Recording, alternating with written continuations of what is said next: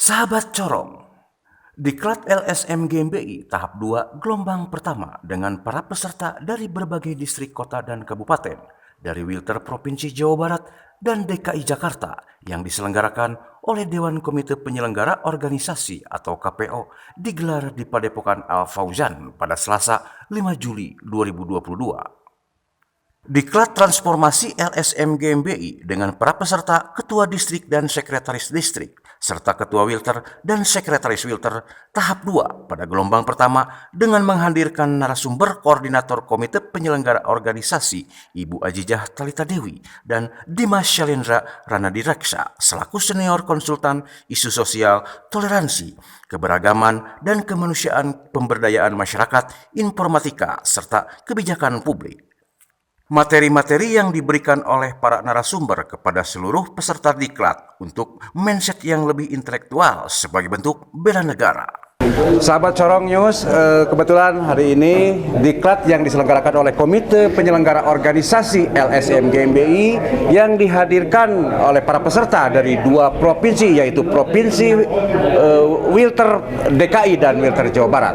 Kebetulan di samping saya sendiri ada Bapak Ketua Distrik, yaitu Bapak Sigit, dan Bapak Humas dari Wilter DKI ya.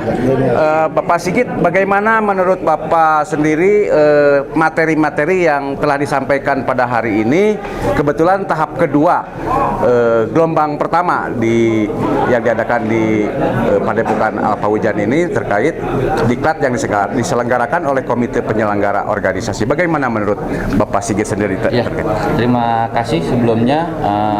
Saya sebagai Ketua Distrik perwakilan dari Jakarta Utara dan Wilter DKI sangat bangga saat ini bahwasannya GMBI dengan adanya transformasi 4.0 ya kan, itu sudah menjadi lebih dewasa lagi dan mendidik untuk kedepannya bahwasannya kader-kader anak bangsa di LSM GMBI ini lebih tertata lagi untuk kedepannya. Kalau menurut Pak Humas? Siap. Kalau menurut saya ini diklat yang paling bagus. Mudah-mudahan diklat ini juga bisa dilanjutkan, jangan sampai terhenti sampai sekarang aja, karena ini benar-benar sangat dibutuhkan untuk seluruh kader-kader GMBI dari saat ini sampai yang akan datang. Oh ya, baik. Ya. Kalau menurut Pak Sigit sendiri, materi-materi apa saja yang paling diprioritaskan pada tahap kedua ini?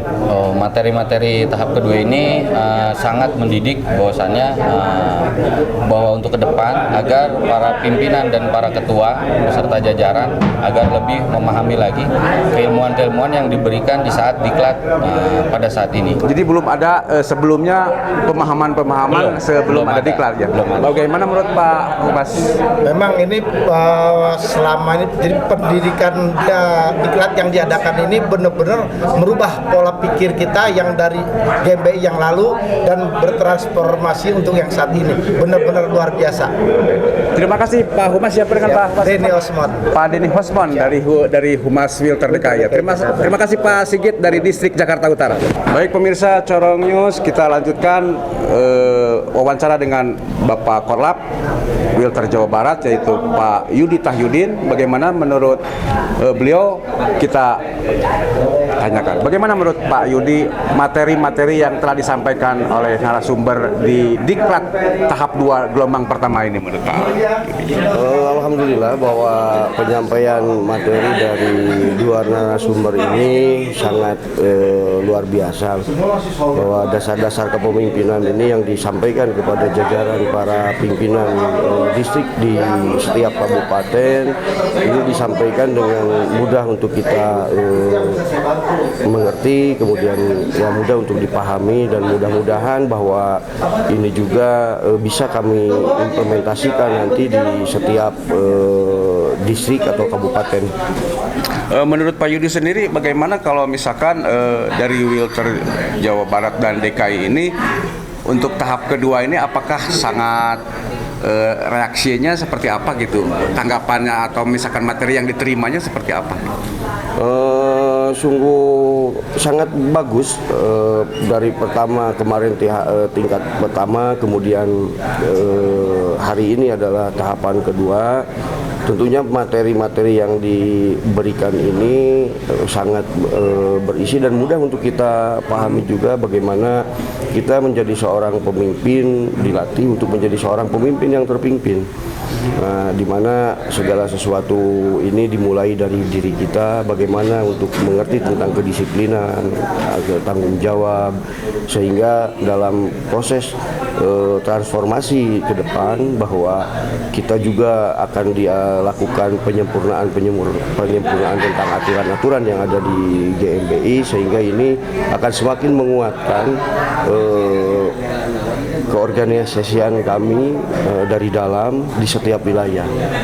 Terus untuk transformasi ini atau apakah berlaku hanya untuk sebagai ketua distrik dan sekretaris distrik saja atau berlaku untuk seluruh KSM bagaimana Pak? Untuk saat ini kita dimulai dari pimpinan-pimpinan yang kemudian nanti ini akan ditindaklanjuti sampai ke jajaran para pengurus di tingkat distrik, kemudian ada tingkatan untuk para ketua KSM beserta jajaran pengurus sampai ke tingkat pokja-pokja di wilayah desa. Nanti yang mengadakan seperti diklat seperti ini apakah langsung dari komite pusat atau misalkan dari perwakilan Wilter atau distrik? Yang mengadakan ini tentunya kan distriknya ketika itu tingkat KSM, tetapi mengenai narasumber tentunya ini akan kita kolaborasikan ya dengan sesuai kebutuhan yang diinginkan dalam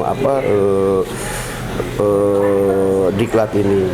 Nah, untuk khusus keilmuan terkait GMBI tentunya narasumber itu pasti dari Dewan Pakar, kemudian atas rekomendasi dari GMBI sendiri. Nah, kemudian kalau memang perlu dikolaborasikan dengan keilmuan lain atau membangun kerjasama, mungkin kita juga bisa dengan Kesbangpol tingkat kabupaten, kemudian dengan dinas-dinas yang terkait dengan kinerja kami nanti ke depan dalam membangun komunikasi, koordinasi, kemudian kerjasama, harmonisasi di setiap wilayah. Untuk tahap kedua ini berarti tinggal 2 tahap lagi untuk gelombang pertama gitu Pak? Kemungkinan ini 3 tahap sampai kepada tahap ketiga ini, tahap terakhir nanti kita akan diberikan sertifikat sesuai keikutsertaan kita bahwa setiap peserta ini akan mendapatkan sertifikat kegiatan sebagai tolak ukur bahwa kita sudah melalui proses-proses sehingga nanti itu bisa layak bahwa kita meneruskan menjadi pemimpin di wilayah sesuai amanah yang diberikan oleh Bapak Ketua Umum. Sudah ada perencanaan untuk gelombang keduanya Pak? Gelombang kedua direncanakan bahwa Jawa Barat ini adalah gelombang pertama, kemudian akan diikuti mungkin nanti gelombang kedua adalah dari Wilter Jawa Timur dan Wilter Madura, kemudian gelombang ketiga nanti adalah Wilter Jawa Tengah. Setelah itu diikuti gelombang keempat dari Wilter Sulawesi Selatan dan beberapa Wilter nanti akan di seluruh Indonesia di 13 provinsi ini tentu akan semua melaksanakan diklat ini. Oke, terima kasih banyak Pak Yudi Tahyudin, semoga sehat selalu ya. Siap. Mana menurut Ibu materi-materi yang telah disampaikan oleh narasumber pada hari ini bagaimana Bu? Ya alhamdulillah dengan adanya diklat hari ini di mana tentang pembahasan transformasi LSM GMBI tentang jiwa kepemimpinan. Di sini sangat membantu untuk pelajaran-pelajaran diklat ini.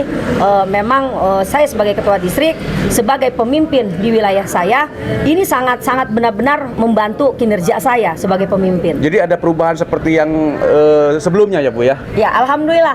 Jadi gini, dengan adanya diklat ini saya baru tahu gitu. Ternyata banyak selama ini pelajaran-pelajaran yang kami terima lah gitu ya, terutama saya dari distrik Bogor itu teori, terbanyakan teori gitu. Ternyata hari ini dengan adanya diklat ini luar biasa gitu.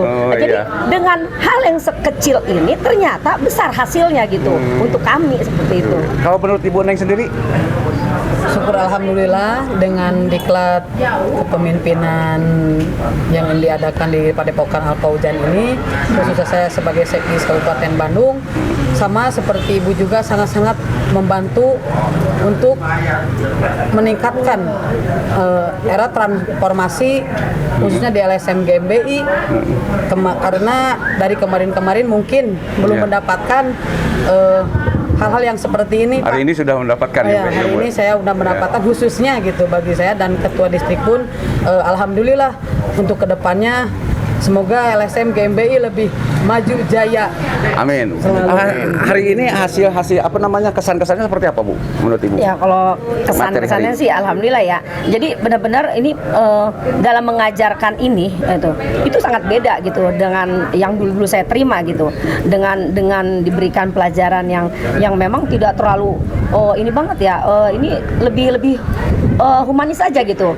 Disampaikannya lebih mengena ke kami gitu. Jadi saya lebih senang dengan cara seperti ini karena kami sebagai seorang pemimpin tidak mungkin maksudnya terlalu terfokus yang memang apalagi banyak permasalahan ya. Dengan adanya yang seperti ini membuat kita lebih nyantai, lebih mengena di pemikiran kami itu lebih enak gitu. Lebih relax. Enjoy lah gitu. Ya, terima kasih. Menurut Bu Neng, materinya apa saja yang kesan yang diterima sama Ya, Ibu hari kita ini? itu kalau dalam hal berpikir gitu Iya. harus logis, terus dalam penyampaiannya juga harus sesuai dengan kenyataan gitu Pak.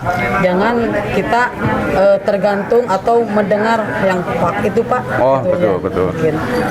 Karena dalam pendidikan pelatihan ini khususnya bagi saya ya sendiri karena kemarin-kemarin kan kayak Tabu Ibu juga banyak yang teori, tetapi kalau sekarang ternyata yang diadakan khususnya Dewan Pakar, Ibu Ketua Komite gitu, kita itu lebih mengena gitu dalam benak kita Pak dengan diadakannya era transformasi di LSM GMBI ini.